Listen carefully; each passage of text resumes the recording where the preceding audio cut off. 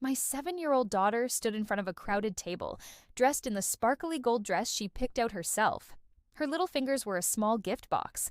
Every adult in the room was laughing and clinking glasses, too distracted to notice her, except me. I was watching closely. She looked directly at her grandmother, lifted the box slightly, and said, "Grandma, Dad told me to give this to you if you ever ignored me again." Everything stopped. Forks froze midair. The music faded into background noise. Her grandmother, my husband's mother, gave a tight, confused smile as if it were a joke. But when she opened the box, she didn't laugh. She screamed. A sharp, guttural sound tore through the room, louder than the Christmas carols, louder than the gasps, louder than the silence that followed. People rushed over to see what was inside, but I already knew. My husband had packed that box months ago. He told me it was for the day his mother went too far. That day was today. Let me tell you how we got here. How my daughter became invisible in a room full of gifts. And how that small box shattered every fake smile that had held this family together for years. When I married Travis, I thought I was marrying into a big, loving family. They were loud, close-knit, always organizing cookouts, game nights, and holiday parties. His mother, Lorraine, was the center of it all. She had a voice that could quiet a room and an opinion about everything. I thought that was just how strong women ran families. I respected her. I really wanted her to like me. At first, she acted like she did. She smiled during dinners, complimented my cooking, hugged me goodbye. But it didn't take long before I noticed the shift. She would forget to include me in family group texts. She would comment on how different I was from the women in their family, how I didn't grow up with the same values. It was always subtle, just enough to make me question whether it was in my head. Then Zia came along. Zia is my daughter from my first marriage. She was 2 when Travis came into our lives. He didn't hesitate. He stepped in with patience, love, and every bit of the care a father should give. When we got married, he adopted her legally. We never used the word step in our house. She was his daughter in every way that mattered, and he was her dad. But Lorraine never accepted that. At first, she pretended. She'd send Zia a birthday card or bring her a little something on holidays. But the difference was always there. Zia didn't get invited to cousins, sleepovers. She wasn't included in matching Christmas pajamas. She would sit quietly during family events while the other grandkids were doted on. Lorraine would call Maddie her little princess, buy Jonah his favorite sports gear, and then hand Zia a plastic toy or a book she clearly never looked at. Zia noticed. Kids always do. I tried to explain it away. I told Za that Grandma was just forgetful, that she loved her in her own way. But every year it got harder to justify. At Thanksgiving, Lorraine gave each grandchild a personalized plate with their name painted in gold. Zia's seat was set with one of the extras from the back of the cabinet. That night, Zia whispered to me, "Maybe she thinks I'm just visiting." I didn't know what to say. Travis heard it too. He didn't speak up, but I saw his jaw clench. That was the first time I thought maybe he was starting to see it too. Still, we kept showing up. I told myself it was for the bigger picture, for family unity, for tradition, for Za to grow up with cousins and holiday memories. I told myself love didn't need to be proven with gifts or matching pajamas. But deep down, I was lying to myself. I was staying quiet because I didn't want to be seen as the problem. I didn't want to make Travis choose between his mother and me. And every time I swallowed my hurt, I convinced myself I was doing the right thing for Za, that being the bigger person would teach her something important. But I didn't realize it was teaching her that being treated as less was something we had to accept. Travis and I argued about it more than once. I would bring it up in quiet, exhausted voices after Zia had gone to bed. He would say he noticed, but didn't know how to handle it. He didn't want to hurt his mom. I asked him, "What about Zia?" He would nod, promise to talk to her eventually, then go silent again. By the time this particular Christmas rolled around, I was emotionally worn thin. I had packed matching outfits for the kids. I brought extra cookies to share. I wrapped thoughtful gifts for everyone in the family. I told myself, this year might be different. But something inside me had changed too. I was no longer hoping for approval. I was watching, waiting, preparing for the moment when being quiet would no longer be the kind thing to do. And that moment came faster than I expected. It was the way Lorraine smiled as she handed Maddie a brand new iPad, how she kissed Jonah's cheek before handing him a thick envelope of cash. Then she turned to Za, handed her a lavender candle, and said, "Didn't want you to feel completely left out." That was when I looked at Travis. He didn't speak. He didn't blink. But something in his face shifted. And that's when I knew he hadn't forgotten what he told Za months ago. He hadn't forgotten the box. Neither had she. Lorraine's house was always perfect during the holidays. She had a huge artificial tree that reached the ceiling, trimmed with gold ornaments and twinkling lights. Every branch looked like it came out of a catalog. The fireplace was lit, the table was set with fine china, and there were so many wrapped gifts under the tree you could barely see the base. It should have felt magical.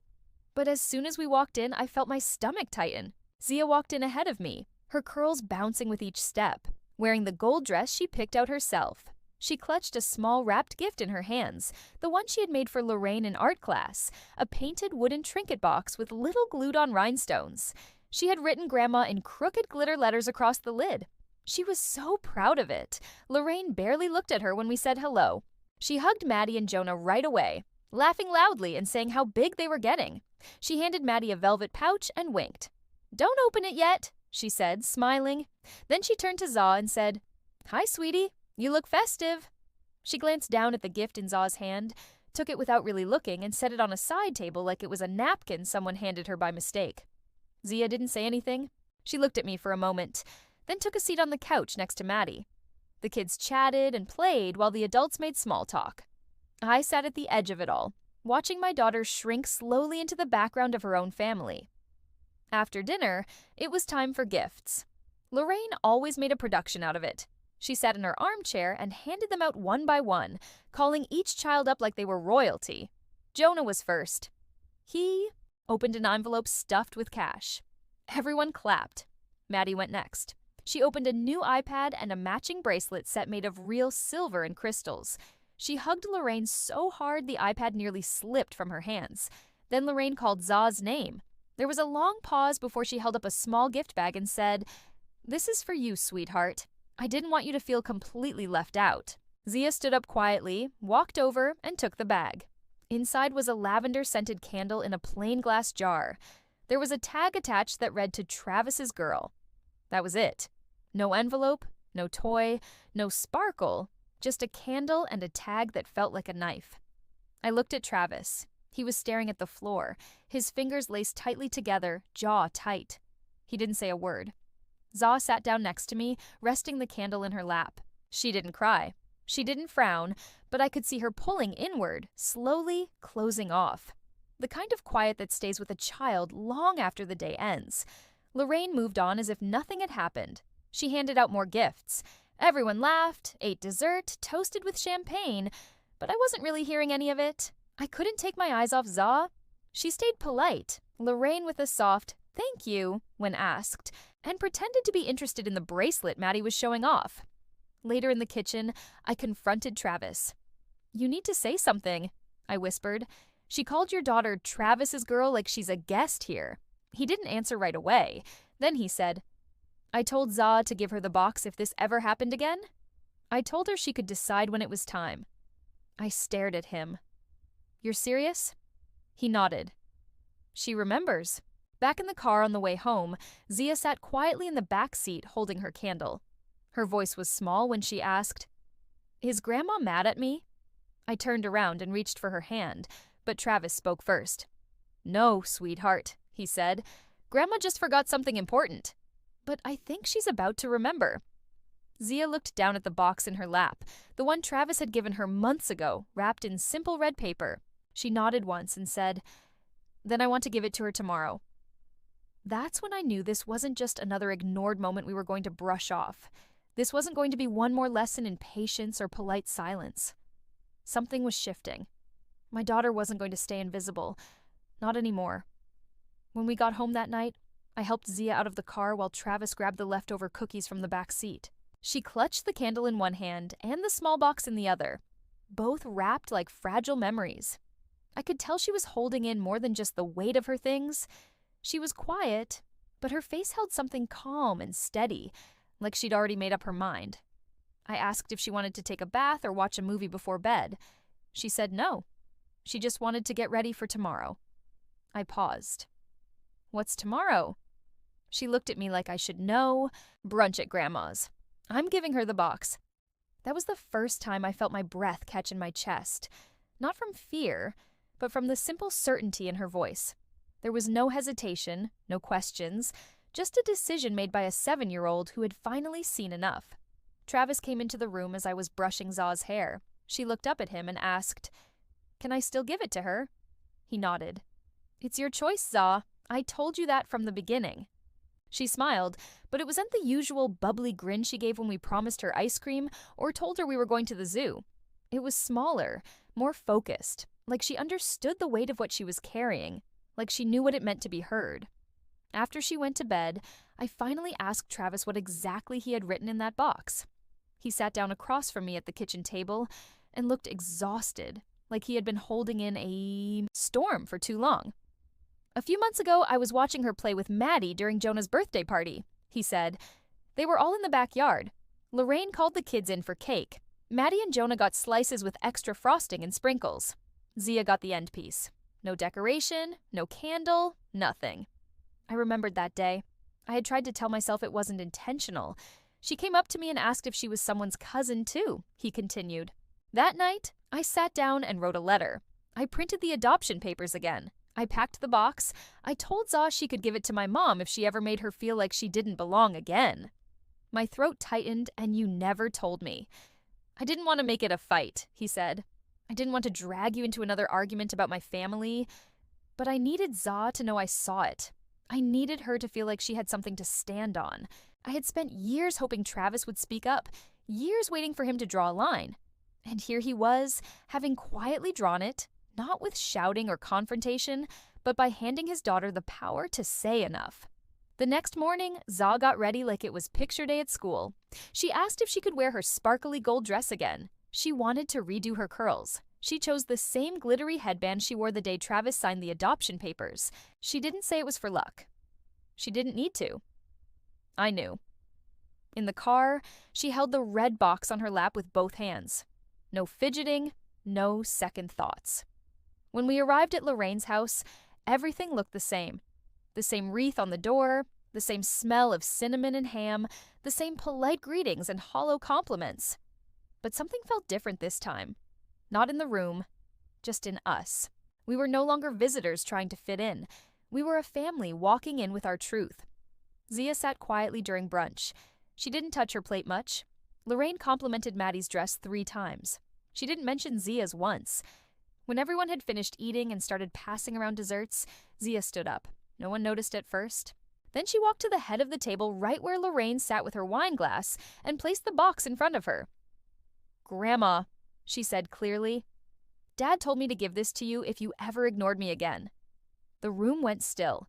Lorraine gave a small, confused laugh. "What's this, sweetheart?" Za didn't answer.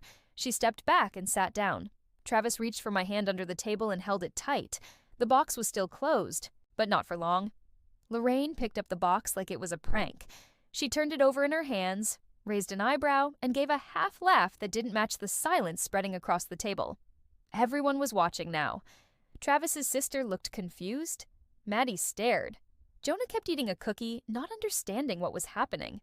Lorraine peeled the red wrapping paper slowly like she was performing for the room, but her smile faded the moment she opened the lid. On top sat a photo in a white frame. It was of Travis in a hospital chair holding Za the day she turned 2. She had cake on her cheeks and her arms wrapped around his neck. Someone had taken it during her adoption celebration. The caption written in gold at the bottom read, "Day 1 Dad." Beneath the photo was a sealed envelope. Lorraine's face shifted, her mouth pulled tight as she reached inside and opened the envelope with trembling hands. She pulled out the first document. It was a copy of Zia's adoption papers, legal, signed by a judge with Travis's name clearly printed under father. The court seal was stamped at the bottom. She blinked hard, like maybe if she looked again, it would say something different, but it didn't. Next, she opened a folded letter. It was written in Travis's handwriting. He didn't flinch as she started to read, but I felt his grip tighten around my fingers under the table. Lorraine's lips moved as she read silently, her face falling with every word. It said, "Mom, if you're reading this, It means you have hurt my daughter again. Not just mine by love, but mine by law, by promise, and by choice. I have spent years watching you treat Zia like an outsider. I hoped it would change. I hoped you would open your heart the way I did. But if she ever had to hand you this box, it means she saw what I saw, that you don't consider her real. Zia is my child. She is your granddaughter. And if you cannot love her equally, then you don't love me. I will not allow her to grow up thinking she has to earn a place in this family. She already belongs. She always has. If you cannot accept that, you will no longer be welcome in our home or in our lives. Travis. When she finished reading, Lorraine dropped the letter onto the table like it burned her fingers. Her face was pale. She looked around, searching for someone to save her. No one spoke. Then, like something inside her cracked, she screamed. Not a sob, not a gasp. A scream, sharp and raw, like a curtain had been ripped away from everything she had pretended to be. She stood up so fast her chair scraped against the hardwood. Maddie flinched. Jonah froze. Her sister reached out to steady the table, but Lorraine had already backed away, muttering, "I can't believe you'd embarrass me like this." Travis finally stood.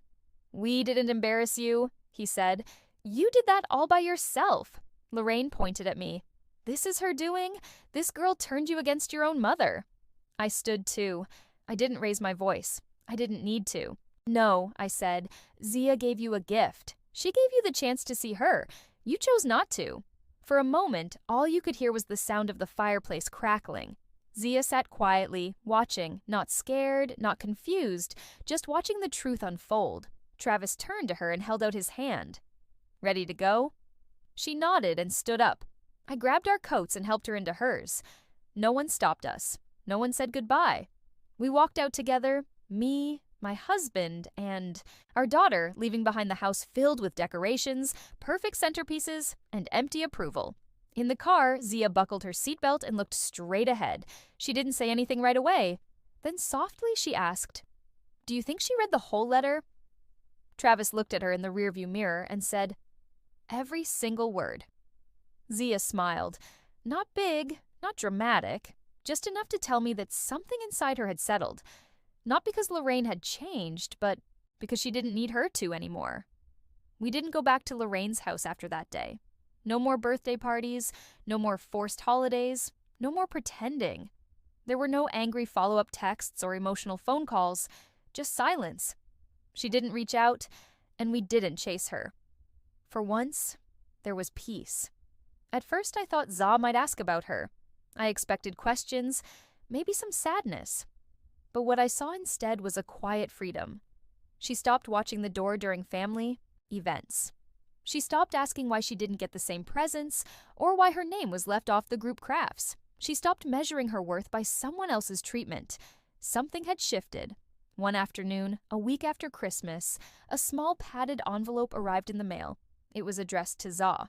Inside was a bracelet, silver with a tiny heart charm and a handwritten note from Maddie. It said, "I'm sorry, Grandma was mean. You're my cousin forever. I picked this with my allowance."